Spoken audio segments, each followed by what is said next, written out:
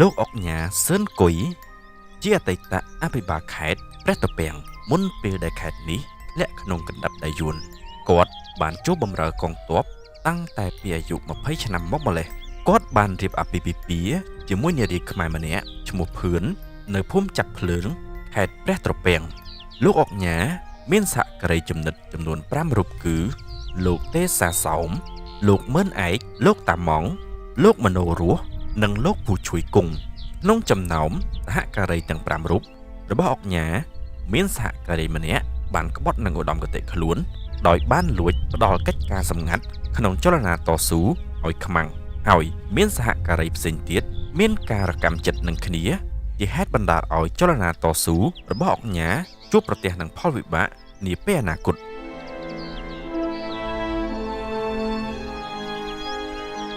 ដោយឃើញថានៅខេត្តខ្លះនៅកម្ពុជាក្រោមស្ថិតនៅក្រោមការត្រួតត្រារបស់ខ្មែរនៅឡើយព្រះចៅយួនក្រុងវេបានបញ្ជាឲ្យមេទ័ពយួនម្នាក់ឈ្មោះអុងឡែវនាំទ័ពពីកងវីរសេនាតូចមកឡោមព័ទ្ធនិងវាយលុកទីរួមខេត្តព្រះត្រពាំងទ័ពយួនអុងឡែវបានចេញដំណើរពីព្រៃនគរសម្ដៅទៅខេត្តព្រះត្រពាំងក្នុងគោលបំណងវាយកំទេចកងទ័ពដ៏ល្បីរបស់អុកញ៉ាសឿនគុយក្រោយពីបានទទួលដំណឹងថាយួននឹងវាយប្រហារទីរួមខេត្តព្រះត្រពាំងក្នុងពេលដ៏ខ្លីខាងមុខនេះលោកអុកញ៉ាបានបញ្ជាឲ្យសហការីរបស់លោករៀបចំទ័ពដើម្បីត្រៀមប្រយុទ្ធការពារខេត្តមិនយូរប៉ុន្មានអុងឡែវបាននាំទ័ពមកដល់ខេត្តព្រះត្រពាំងហើយចាប់ផ្ដើមពង្រីកទ័ពដើម្បីវាយលុកចូលទីរួមខេត្តការប្រយុទ្ធយ៉ាងស៊ីសាច់អត់ឈាមបានប្រព្រឹត្តទៅរវាងទ័ពយួននិងទ័ពរបស់អុកញ៉ាអុងឡែវមានការភ្ញាក់ផ្អើលយ៉ាងខ្លាំងនៅពេលដែលទ័ពរបស់គេជួបប្រទះនឹងការទប់ទល់យ៉ាងខ្លាំងក្លាពីសំណាក់ទ័ពអុកញ៉ាការប្រយុទ្ធគ្នាបានប្រព្រឹត្តទៅអស់រយៈពេល7យប់7ថ្ងៃទីបំផុតអុងឡែវត្រូវបង្ខំចិត្តដកទ័ពរបស់ខ្លួនថយទៅពួននៅក្នុងព្រៃជ្រៅរងចាំជំនួយពីក្រុងវេក្រោយមកមិនយូរប៉ុន្មានអុងឡែវក៏បានទទួលជំនួយយ៉ាងច្រើនសន្ធឹកសន្ធាប់ទាំងកងទ័ពទាំងសម្ភារៈសឹកពីក្រុងវេហើយលើកទ័ពមកវាយសម្រុកចូលទីរួមខេត្តព្រះត្រពាំងម្ដងទៀតចំណែកឯទ័ពអុកញ៉ាវិញគ្មានបានទទួលជំនួយអ្វីពីព្រះចៅក្រុងកម្ពុជាឡើយលើកនេះទ័ពអុកញ៉ាពិតជាពិបាកទប់ទល់ណាស់ព្រោះទ័ពយួនមានច្រើននៅចំពោះមុខសភាពការដ៏ធ្ងន់ធ្ងរនេះលោកអុកញ៉ា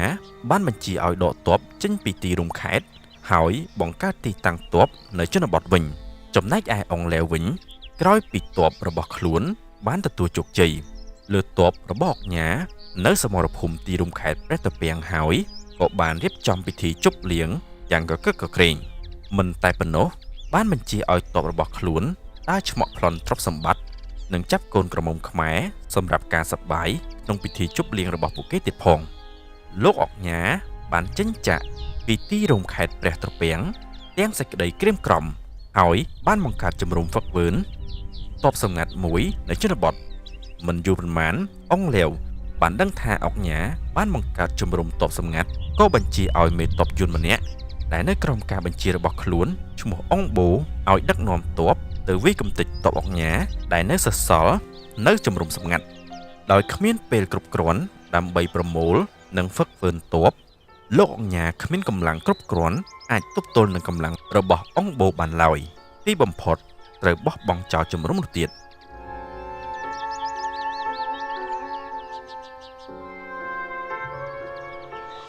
ក្រោយពីបានវាយកំទេចជំរំទ័ពរបស់អុកញ៉ាហើយអុងបូបាននាំទ័ពទៅបោះទីតាំងនៅវត្តភ្នោរដូងចំណែកឯលោកអុកញ៉ាក៏បាននាំទ័ពទៅស្នាក់នៅជាបណ្ដោះអាសន្ននៅវត្តចេតិយនាភូមិចាប់ភ្លើងដែលស្រុកកំណើតរបស់ភរិយាគាត់ហើយបន្តកេណ្ឌប្រមូលទ័ពដើម្បីតស៊ូទៅទៀតបើយើងក្រឡេកទៅមើលវត្តភ្នោរដូងវិញយើងឃើញថាទ័ពយួនដែលបោះទីតាំងនៅទីនោះបានធ្វើការឆក់ប្លន់និងកាប់សម្លាប់រាជខ្មែរឥតត្រាប្រណីឡើយមិនតែប៉ុណ្ណោះពួកគេបានធ្វើការបំផ្លិចបំផ្លាញដោយវាយបំបាក់ព្រះពុទ្ធបដិមាករកោះរំលើងកុដិសាលាដុតបំផ្លាញគម្ពីរដីកាព្រមទាំងយកវិហារដែលជាទីសក្ការៈរបស់ខ្មែរមកធ្វើជាកន្លែងស៊ីផឹកនិងរំលោភនារីខ្មែរដែលពួកគេចាប់មកយ៉ាងព្រៃផ្សៃបំផុតថ្ងៃមួយលោកអុកញ៉ាបានទទួលដំណឹងពីចរៈបុរសរបស់គាត់ថា តបយួនអង្គបូដែលបោះនៅវត្តភ្នោដូងមានការធ្វើប្រហែសដោយយល់ថាតបរបស់លោកអង្គញាមានលទ្ធភាពនឹងវិប្រហារមកលើខ្លួនឡើយដោយមួយថ្ងៃ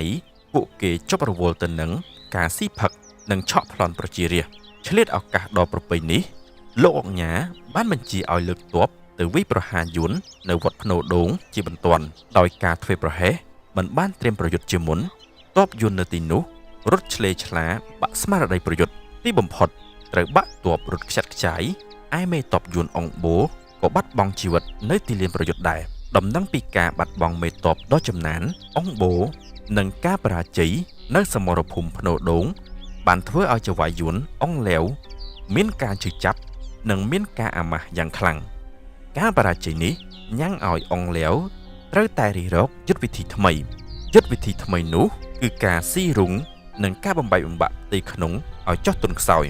អង្គលាវបានបញ្ជាឲ្យកេនខ្មែរចូលបម្រើក្នុងជួរទ័ពយួនហើយពេលយប់បញ្ជាឲ្យពួកគេដើរឆ្មាក់ប្លន់ប្រជារាស្ត្រខ្មែរលុះព្រឹកឡើងពួកគេប្រកាសថាទាហានរបស់អង្គញាជាអ្នកប្រព្រឹត្តល្បិចកលដ៏ថោកទាបនេះបានធ្វើឲ្យប្រជាពលរដ្ឋខ្មែរមួយចំនួនភ័ន្តច្រឡំថាអ្នកដែលប្រព្រឹត្តអំពើឆក់ប្លន់នោះគឺពិតជាក្រុមរបស់លោកអង្គញាមែន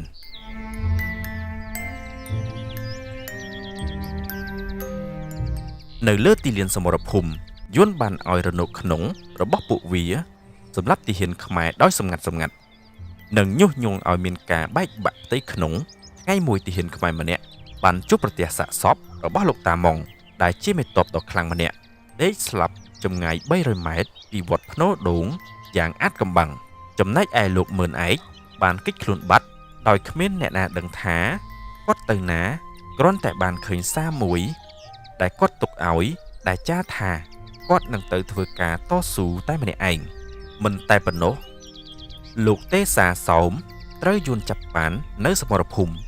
ហើយយកទៅធ្វើទរណកម្មរហូតដល់បាត់បង់ជីវិតព្រឹត្តិការណ៍ទាំងឡាយខាងលើនេះបានធ្វើឲ្យលោកអង្គញាមានការសោកស្ដាយជាទីបំផុតផ្ទុយទៅវិញភូជួយគង់បែរជាញញឹមបិទមាត់បញ្ចិតព្រោះគោលបំណងរបស់គេជិតបានសម្រេចហើយការបាត់បង់នៅមេទ័ពដ៏ចំណានទាំង3រូបបានធ្វើឲ្យកងទ័ពក្នុងចលនាតស៊ូបាត់បង់ស្មារតីប្រយុទ្ធព្រមទាំងមានភាពអនាធិបតេយ្យទៀតផងអង្គលាវបានដឹងច្បាស់ពីការរង្គោះរង្គើនៃចលនាក៏មិនបណ្ដាឲ្យឱកាសដ៏ល្អនេះកន្លងផុតទៅបានឡើយដោយបានបញ្ចេញទ័ពរបស់វាប្រហារទីតាំងខ្មែរនៅវត្តភ្នោដូងជាបន្ទាន់អ្វីត្បិតតែយួនទទួលបានជោគជ័យនៅលើសមរភូមិប្រយុទ្ធក៏ដោយតែគេមិនអាចចាប់ខ្លួនអង្គញាបានឡើយចលនាតស៊ូរបស់អង្គញានៅតែបន្តវាយប្រហារលើទ័ពយួនតាមរបៀបសង្គ្រាមទ័ពព្រៃឬសង្គ្រាមឆ្លប់ការធ្វើសង្គ្រាមឆ្លប់បានធ្វើឲ្យយួនទីមិនឆ្ងាញ់ដេកមិនលក់ជាហេតុធ្វើឲ្យអង្គលាវមានការមូម៉ៅកាន់តែខ្លាំងអង្គលាវបានបញ្ជាឲ្យទ័ពរបស់ខ្លួនតាមប្រមាញ់លោកអង្គញាគ្រប់ទិសទីទោះជាយ៉ាងណាក៏ដោយក៏យួននៅតែមិនអាចរំលាយចលនាតស៊ូនេះដែរសង្គ្រាមឆ្លប់របស់អង្គញាបានធ្វើឲ្យទាហានយួនងាប់ជារៀងរាល់ថ្ងៃពេលនោះមេទ័ពអស់មធ្យោបាយក្នុងការពន្លត់ចលនាតស៊ូនិងតាមចាប់ខ្លួនអង្គញាដោយកម្លាំងទ័ពដែលជាហេតុបណ្ដាលឲ្យយួនត្រូវតែបង្ហាញពីសារជាតិពិតរបស់គេគឺសារជាតិកាច់សាហាវសារជាតិក្រឡិចក្រឡុចនិងសារជាតិបោកប្រាស់អង្គលាវបានបញ្ជាឲ្យទាហានរបស់ខ្លួនដើរឆក់ប្លន់និងកាប់សម្លាប់ខ្មែរដោយឥតរើសមុខជាមួយគ្នានេះយួនបានធ្វើសេចក្តីប្រកាសគ្រប់ទីកន្លែងនិងបន្តកាប់សម្លាប់រាជខ្មែរឥតរើសមុខទៅទៀតដរាបណាអង្គញាមិនព្រមប្រគល់ខ្លួនឲ្យយួននោះទេដោយគ្មានលទ្ធភាពក្នុងការការពារប្រជារាស្ត្រខ្មែរឲ្យផុតពីការកាប់សម្លាប់របស់យួនបានលោកអង្គញាក៏សម្រេចចិត្តបោះបង់ចោលការតស៊ូព្រមប្រគល់ខ្លួនឲ្យយួនចាប់ដើម្បីជាភ្នូរយួនឈប់កាប់សម្លាប់ពលរដ្ឋស្លូតត្រង់ខ្មែរតទៅទៀតយួនសប្បាយចិត្តណាស់ដោយឃើញលោកអង្គញាព្រមចុះចាញ់ដូច្នេះដែលជាសញ្ញាមួយប្រាប់ថានយោបាយឈ្លានពានលេបទឹកដីរបស់គេបានឈានដល់គោលដៅហើយ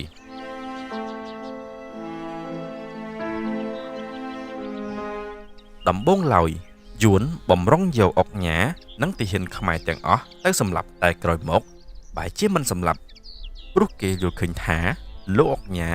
មានប្រជាប្រិយភាពណាស់ក្នុងសង្គមខ្មែរ បើសម្រាប់អង្គញាពេលនេះពិតជាមានការបះបោរប្រឆាំងពីសំណាក់ប្រជារាស្ត្រខ្មែរជាមិនខានអាស្រ័យហេតុនេះហើយបានជាយួនទុកជីវិតលោកអង្គញាមិនតែប៉ុណ្ណោះអង្គលាវបានប្រគល់តំណែងទីប្រឹក្សាដល់អង្គញាទៀតផងនៅឆ្នាំ1821ស្ដេចយ៉ាអុងបានអស់រាជ្យស្ដេចថ្មីឈ្មោះមិញម៉ាងឡើងជំនួសគ្រាន់តែឡើងសោយរាជភ្លាមស្ដេចមិញម៉ាងបានចេញបញ្ជាយ៉ាងដាច់ណាត់បង្ខំឲ្យប្រជារាស្ត្រខ្មែរកម្ពុជាក្រោមទាំងមូលត្រូវតែផ្លាស់ប្ដូរទំនៀមទម្លាប់និងច្បាប់សាសនាដោយគោរពប្រពៃណីនិងច្បាប់សាសនារបស់យួនវិញសេចក្តីប្រកាសរបស់មិញម៉ាងមានដូចតទៅ 1. លោកសង្ឃខ្មែរត្រូវតែគោរពប្រតិបត្តិដោយលោកសង្ឃយួនដោយត្រូវកោរសក់ទុកចិញ្ចើមឆាន់ចង្ហាន់ពេលល្ងាចនិងឆាន់អាហារសាបស្លៀកខោជើងពីរពាក់អាវកត្រង់ពណ៌ឈាមជ្រូកនៅពេលសូត្រធម៌ត្រូវគោះត្រដោករាស្ត្រខ្មែរប្រុសស្រីត្រូវគោរពប្រពៃណីយួនដោយត្រូវទុកសក់វែងហើយបួងយកនាមត្រកូលយួននិងដាក់ឈ្មោះជាយួនបោះបង់អក្សរខ្មែររៀនអក្សរយួននិងនិយាយភាសាយួនគ្រប់ទីកន្លែងនៅក្នុងសេចក្តីប្រកាសនោះបានចែងថាបើជនជាតិណាមិនគោរពបញ្ជានេះនឹងត្រូវកាត់ទោសប្រហារជីវិតក្រោយពីឃើញសេចក្តីប្រកាសនេះកាលណាប្រជារាស្ត្រខ្មែរមានការក្តៅក្រហាយជាពន់ពេកតែមិនហ៊ានប្រឆាំងព្រោះបញ្ជានេះដាច់ណាត់ពេកដោយយល់ថា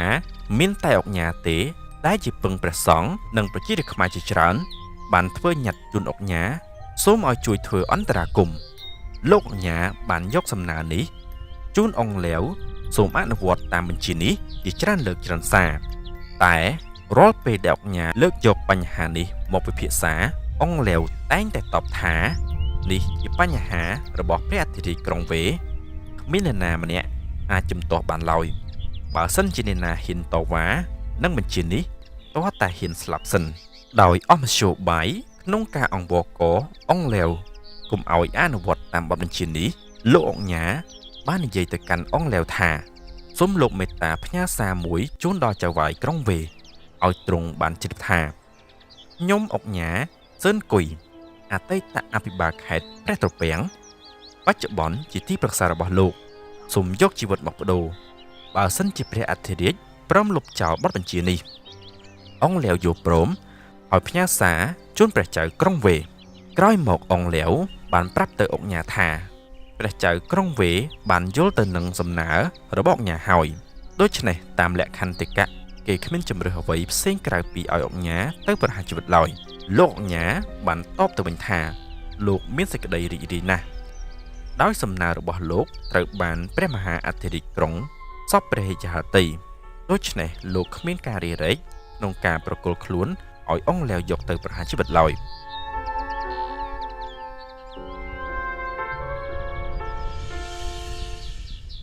ប្រជារាស្ត្រខ្មែរមានសេចក្តីរីករាយណាស់ក្រោយពីបានដំណឹងថាព្រះចៅក្រុងវេបានសពព្រះហត្ថី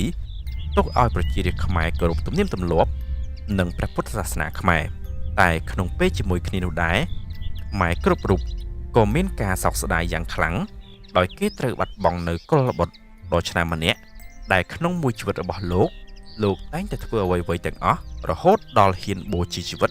ដើម្បីបុព្វហេតុជាតិនិងសាសនាយួនបានយកលោកអង្គញាទៅប្រហារជីវិតនៅមុខសាលាឃុំបិទឌិនត្រង់កន្លែងដែលមានដើមម្នាស់ការដាំទន្ទឹមគ្នាពីរដើមនៅជិតផ្លូវជាតិសាកសពរបស់គាត់ត្រូវបានព្រះសង្ឃនិងប្រជារាស្ត្រខ្មែរយកទៅធ្វើពិធីបុណ្យឲ្យបញ្ចុះនៅក្នុងព្រះចេតិយវត្តពោធិសារាជទីរួមខេត្តព្រះត្រពាំងឲ្យខឿនចេតិយនោះនៅសល់រហូតដល់បច្ចុប្បន្ននេះ